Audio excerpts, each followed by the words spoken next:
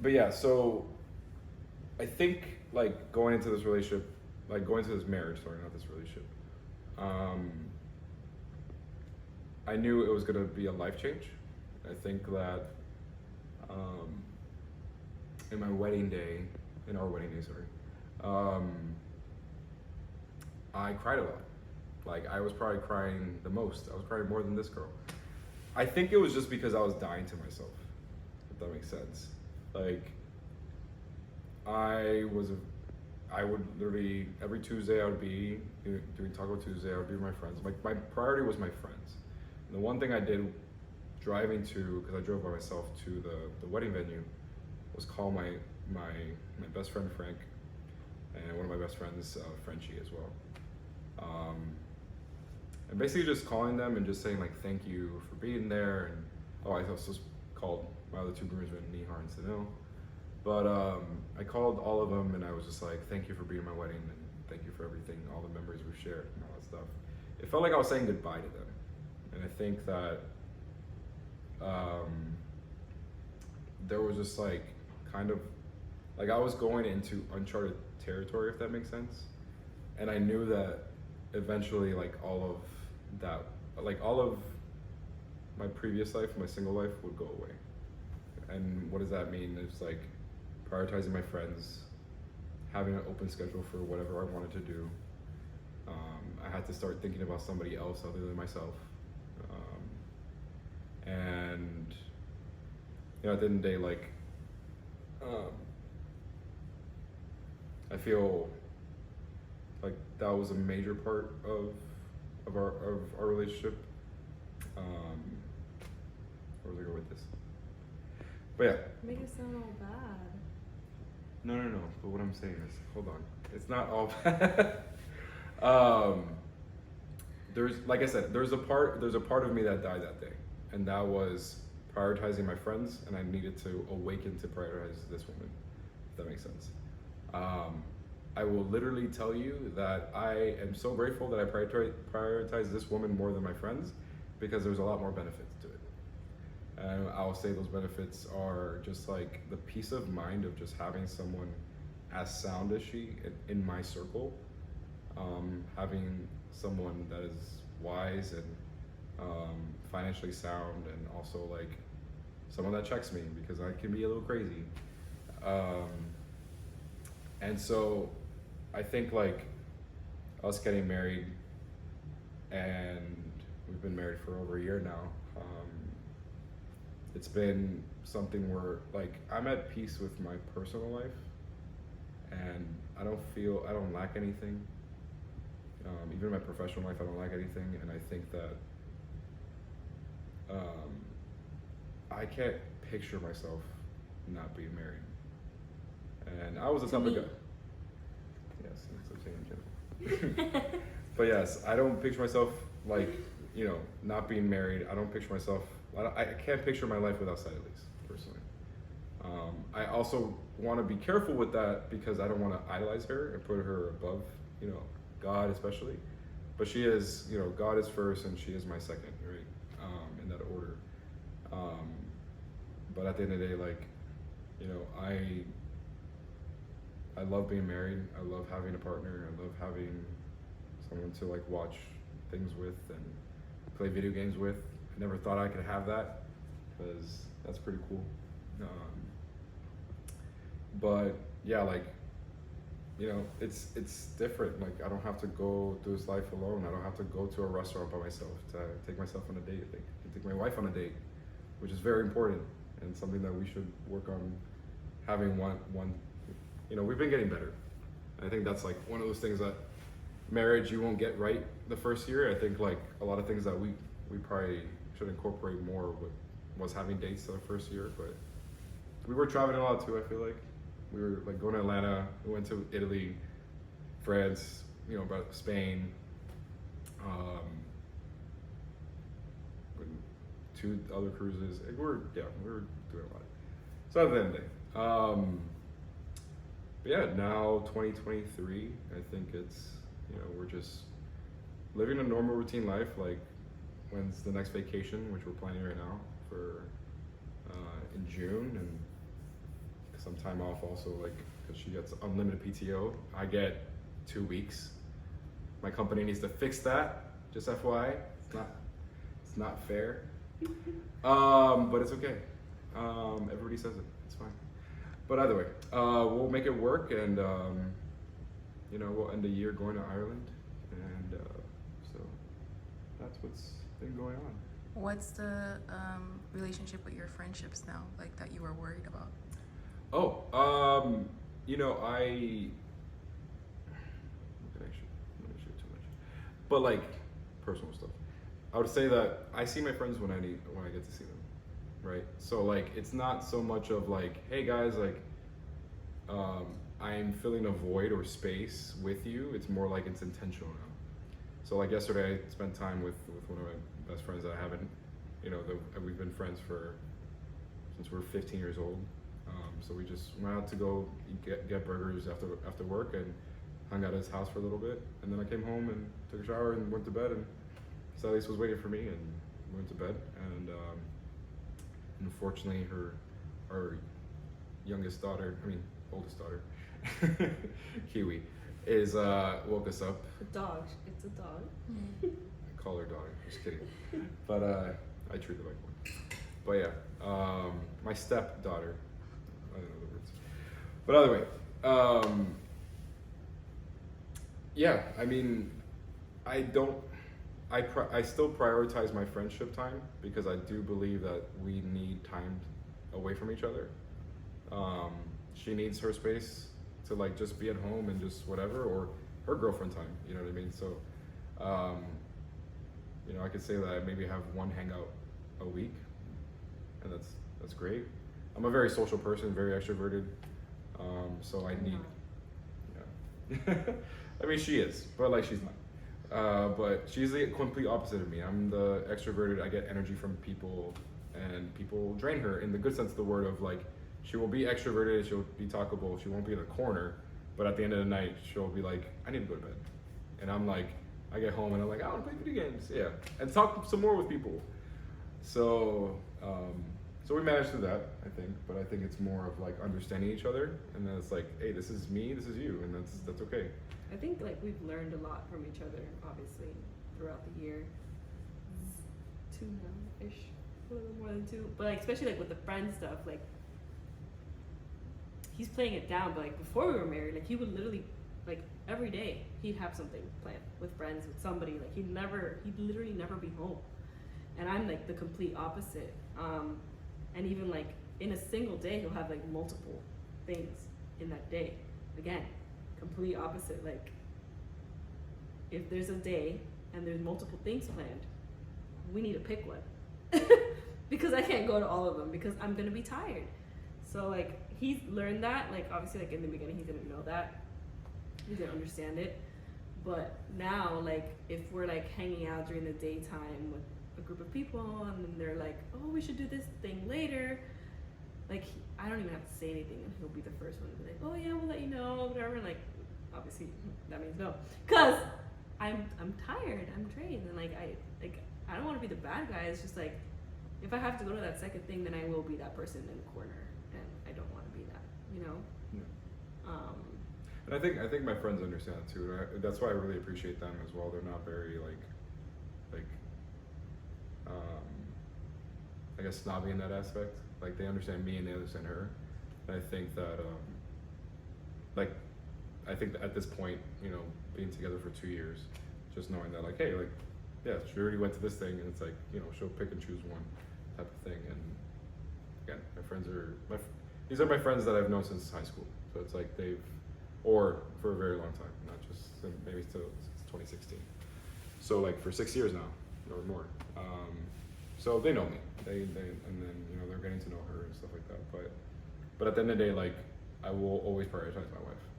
So like say like, and I've been very lucky because I don't know if this was recent or I don't remember at this point, but like, she wasn't feeling well for something, and I was like, oh, I'll just stay home or whatever. She's like, no, baby, just go, like go. And I was like, you sure? Like it was kind of like one of those things where I'm like, again, I'm prioritizing you, but she like, I think she just understands more of like, I need that, or I need that time, and that's actually like something I really appreciate from her. And at the end of the day, like I said, like my wife is still my priority. You know what I mean? So it's like I will say that I spend more days at home now. I don't mind it actually. I need it. I didn't realize how like on the go I was constantly. That I was just so used to it. I was just so used to on the go that like my apartment was home base just for sleep. It's kind of like when you plug your phone into a charger. It's like the phone's on all day going with you, but then at the end of the day, like it's just like tick. And that was my apartment for me. I'm actually very grateful that I got a dog a month before I met her, because it kind of also made me take care of something else within myself.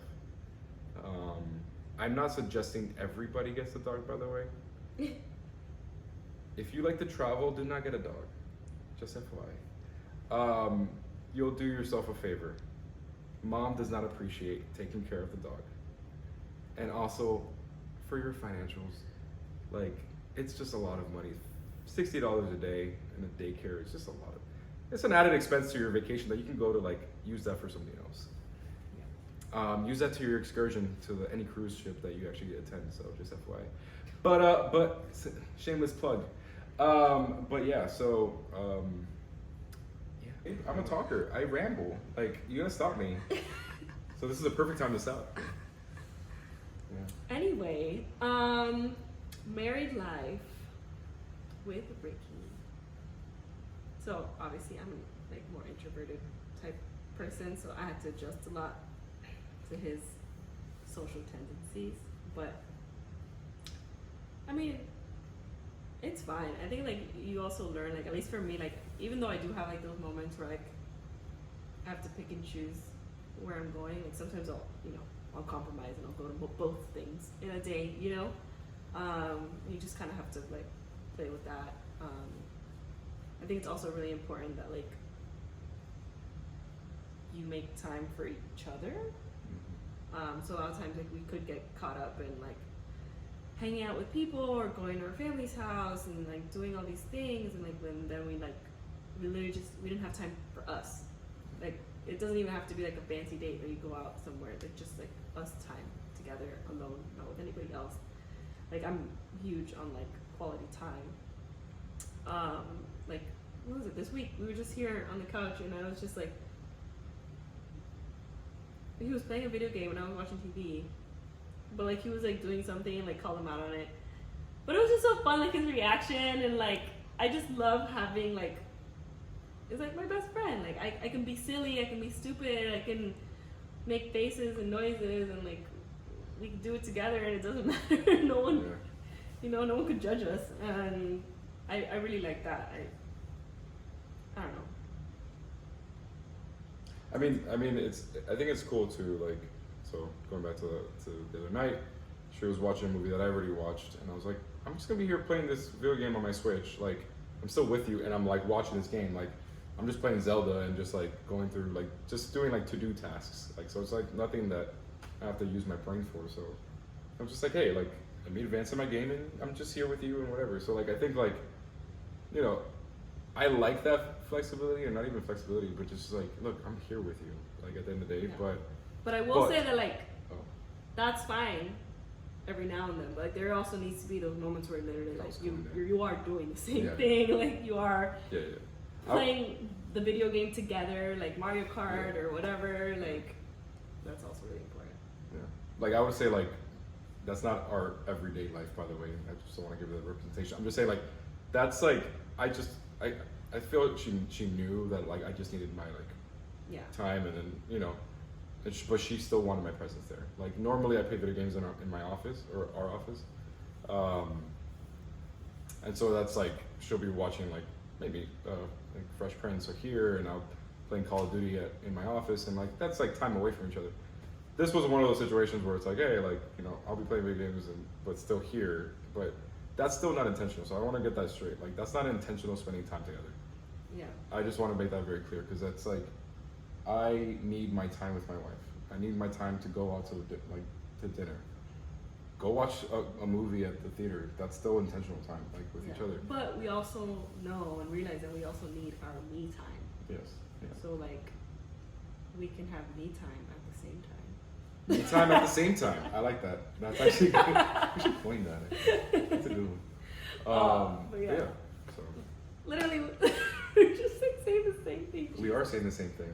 Stop getting embarrassed, babe. I'm embarrassed. We're so corny. We are corny. That's like literally our relationship.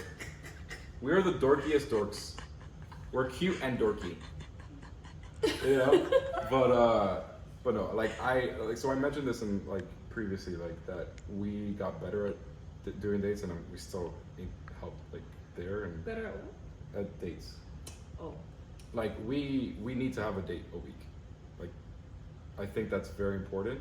I think that needs to carry on even when we have children, because again, like there was one thing that Pastor Rich said, that you're sometimes cheating with your children during the relationship series, and I was just like, I see so many people doing that, and I'm just like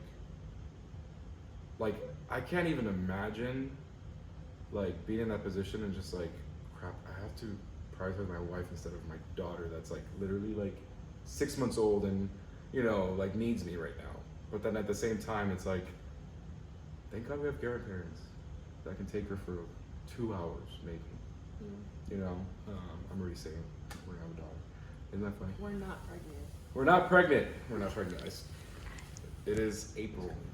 But yeah. So I will say that like we are working on that. I think that's time. But what I was go back to with the whole friendship thing, like I love hanging out with her friends. Her friends are great. I have a lot less friends than he does. Yeah, I have like 20 friends. Less. 20 core friends, by the way. He has so many friends. Yeah. And So many like good whenever friends. it's like, oh, we're gonna hang out with his friends, I have to like specify like which ones, because there's so many. Versus when it's like, oh, we're gonna hang out with my friends, like that's it. Like there's only like one group. Yeah. So that's the cool part. Like I think the other thing that we're working on now too, that we want to be more intentional with, is like relationships that we build at church, like making more, being more intentional with those friendships too. Like one of the reasons that we loved this house and that we knocked down walls is because like we really wanted this to be a place where we can host people. And just recently we were able to have a few people over from our crew, and it was like such a good time. It was just like good, wholesome like vibes. Like it was just, and like I don't know, it just felt like it's the beginning of something, Yeah. Like we haven't really had people over yet, except for like my birthday, because it was like still under construction. We haven't really like so now's when we're finally like inviting people and stuff like that, and I'm just like excited to keep doing that and building more relationships at church and seeing that grow. Because like I have my friends from my side and his friends from his side, but I love the idea of just like us like being able to make friends like together, like as a couple and stuff like that. So yeah, I think that's an exciting time.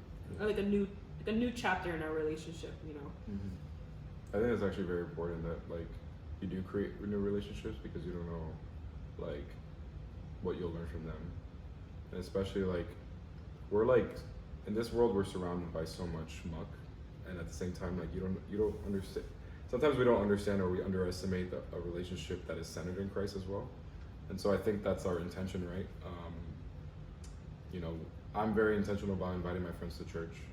I hope that one day they'll have a relationship as strong as I do, and or just a relationship, right? Like I'm not saying I have a strong relationship, but I'm saying I don't want to put a label on it. I have a relationship with Jesus, and I know I can go to Jesus for everything. Like I want my friends to be there, but I think that there needs to be relationships tied to our church where we both created together.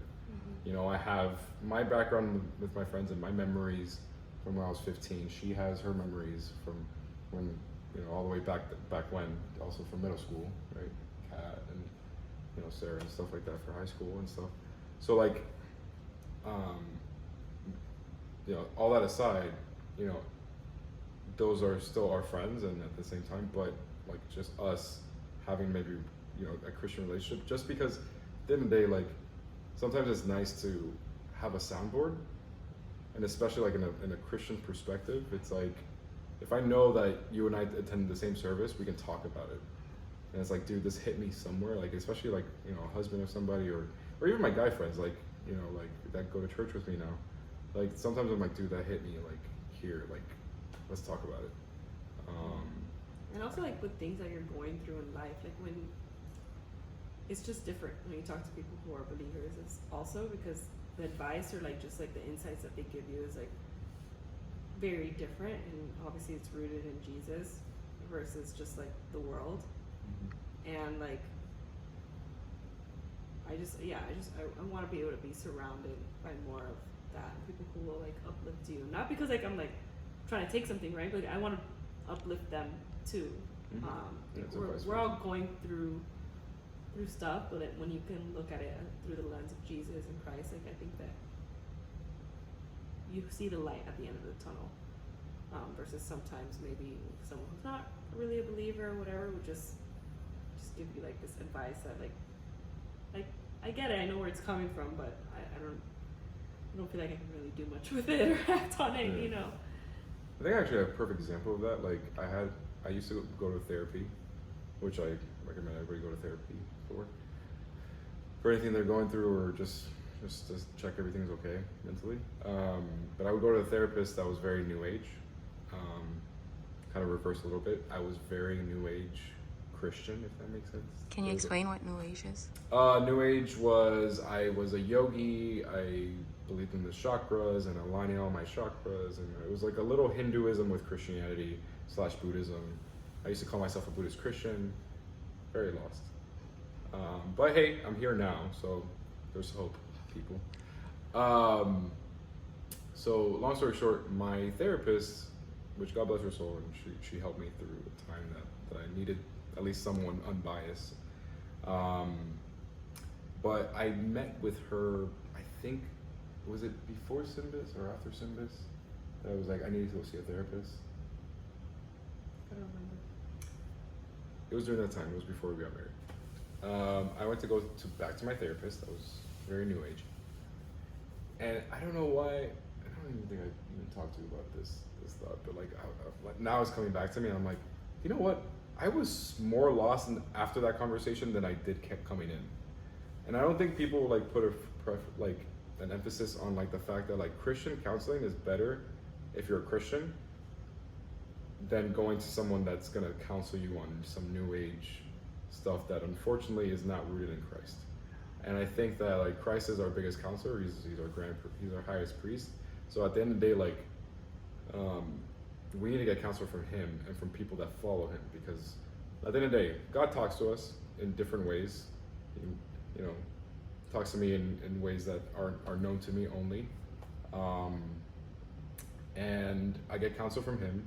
But sometimes it's good to have someone as a Christian counselor. I personally have not gone to a Christian counselor yet, but all I'm saying is, like, if someone's rooted in Christ, going back to the friendship thing and just the relationship piece, like, they're gonna give you the right advice, or at least something aligning closer to Christ than maybe someone that's not.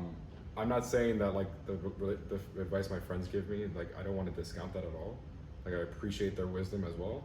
Like, it comes from something, and at the end of the day, like, you know, New Age is just a regurgitation of what the Bible says anyways, right? Like, twisted in some sort of way, but that's not the truth. But at the end of the day, like I feel like a sound advice comes from a Christ advice, if that makes sense. So yeah, I don't know. What do you think about that? Haven't you gone to a Christian counselor?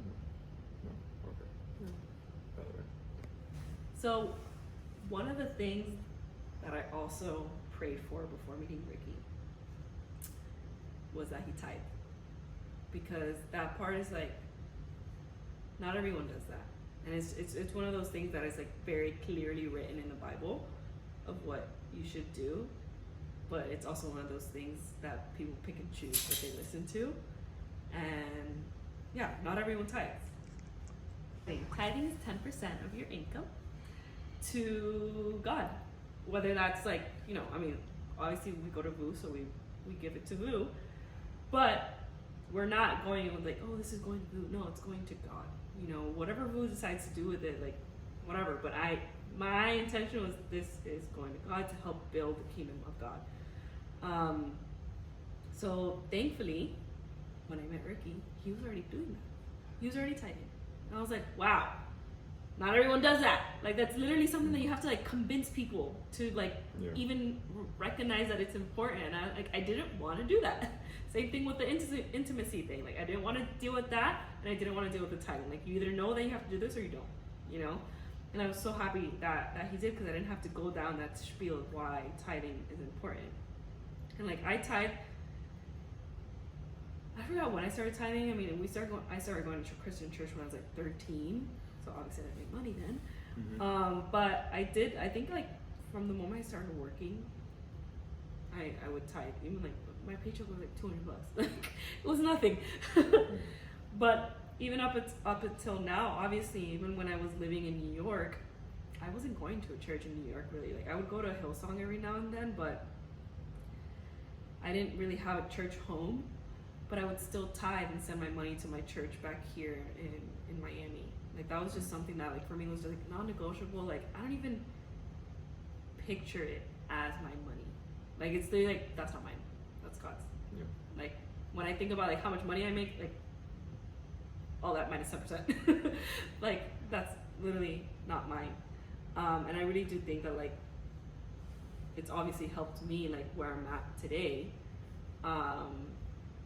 Like I don't even know if my friends know that I tithe. Probably not. But like if they knew how much money we give the church every year, they'd be like, "What the heck is wrong with you?" I was like, "Nothing is wrong with me. Like this doesn't belong to me." Yeah. Like if you can't figure out how to manage 90% of your money, you're not gonna know how to manage 100% of your money. So by giving that 10%, like you know exactly how to steward the rest of it. Like for us, immediately it's like recurring giving. We don't even like. You don't think about it. Yeah, it just straight comes out of our check for like end of the year bricklayers. Like that's something that we are intentional about. This last year was the first year that we did it together. And obviously it was like a sacrifice for us, but it's like it's just one of those things where like there's zero like remorse or like this doesn't belong to me, you know. Yeah, it was so cool because God clearly spoke to me. Just give away your commission. I had a side business last year, and there was a commission payment. One of my last ones. I haven't received one after. So, but yeah, I just gave it away, and we doubled it. So partial, like my business, but still that's our business in terms of it's under my name, but it's our income, right? That's something that I always want to say too. Is I was very like, oh, I'm making money for us. I mean, for me to bring into the table, right? That was that insecurities part of just like her being superior to me in terms of finances. I changed that mindset, right? So it's like whatever I make. Even if it's like less than hers, it's still going to the same pot. We make it's the same bank account. So it's like whatever she makes, that's helping me. Whatever I make, that's helping her. So at the end of the day, whenever I received that last check, I was like, you know what, I'm just gonna give it to God. We don't need it. Yeah. And so at the same time, like I know that our church is very intentional of where they put their finances, and at the end of the day, like I wouldn't be bringing my friends to a church if I personally was not investing into it. And it's like you invest, like so many people invest into Microsoft or to, let's just say like companies, but you're not going to invest into a church that's changing people's lives. Like I don't understand that. Like I don't think people realize that. You rather put $100 a week per stock, but then not put it into to building God's church. That's something for me, like, I was like, you know what? Again, tithing for me was, like my journey with that, I grew up Catholic and there was always the offering and you put like $5 or whatever. I didn't truly tithe until I went to Miami Vineyard. And the pastor there, he was like, he had a whole sermon about tithing. Dude, honestly, that was the first day that I set up my reoccurring for Miami Vineyard. And God bless that church. And I tithed from that day. And then I was like, you know what? I'll just call this my home church for now. And, and I tithe. Dude, literally the next day I got a promotion. I don't want to say that's everybody's testimony, but that was like clear indication that God was like, you're obedient to me, here you go. That was like clear indication. That's why I'm like, dude, like, God talks to me, God confirms. I'm so grateful, like, of his mercy for me, because he talks to me in the weirdest ways, but it's just so clear to me, if that makes sense. And that was good confirmation, like, okay, I'm not going to stop tithing. And so whatever church that I church hopped, that same day I gave the exact amount, whether it was $100 or $200, whatever. I would church hop, but I would tithe that to that church that day. And then when I joined my small church, again, it was a small church, like in the middle, right next to Tamiami Airport. I would tithe every, like, I was just recurring it as well. So I created that habit way before her. So that was one thing that I want to also say, like, yeah, my finances were kind of, but at least I tithe. Maybe that's why I got it. Well, that's what I said. Like, that's what I was looking for. Like, someone who already tithe, and like, I didn't have to like teach them why it's important and convince them and stuff like that. Like, that was super, super important to me. And yeah, I think like for me, it's just like I've never not had exactly what I needed from God. Like, when I was living in New York and I had to move back down, like, it was like a tricky situation because obviously in Miami they pay a lot less than they do in New York, but I needed a specific amount of income so that I can qualify for a house, so that we can, so that me and my parents can move in there, because we were losing the house that we were living in prior. And I got that job. Getting paid more than I was getting paid in New York, which is absurd. Like, and like it goes such a longer way here in Miami, and I was able to qualify by myself, like, to put my name on that house.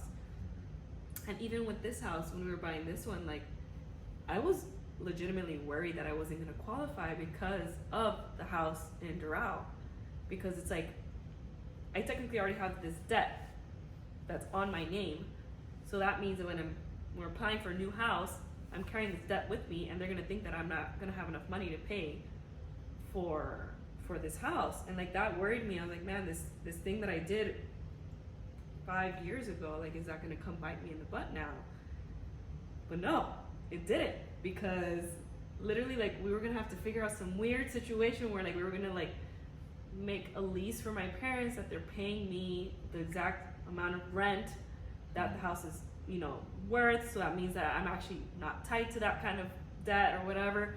This whole thing, it was just super complicated, and ultimately I got a raise, and I sent, because it was like towards near the end of the loan process, and they asked me for my latest pay stubs, and I was like, oh, hey, here's my latest pay stubs, by the way, I got a raise, so that's why there's a change in the amount. And he's like, oh, actually, because of this, we're no longer going to need the lease agreement. And I'm like, that's God, man. Like, come on. Like, I was literally questioning, like, God, you put me in this situation, put my name on this house for my parents, and now it's going to bite me in the butt when I'm trying to buy a house with my husband. He's like, no, I'm not. Look. It's crazy. And like I said, at VU conference, like, he literally spoke clear as day. Me on my knees bawling, that he's always going to provide. And like, for me ever doubting that, because like, he's gotten me out of so many things, like such a minuscule thing of finances, like that's nothing for me. That's, so I feel a little emotional.